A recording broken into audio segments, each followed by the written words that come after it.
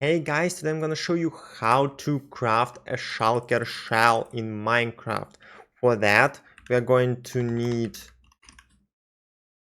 popped chorus fruits. We need 5 popped chorus fruits, and we just put them in crafting table like that, one by one.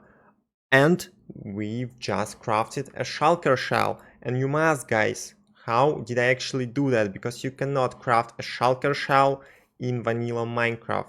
The thing is, guys, I'm using a data pack for this, and you can download this data pack in my Telegram channel. I gave you a link in the description. You just go to this post and you click download data pack. You save it in any folder you want, and after that you just install it to your Minecraft world. And yeah, you can use it on any version you'd like to. To install data pack to your existing world, guys, you just need to select your world and click edit.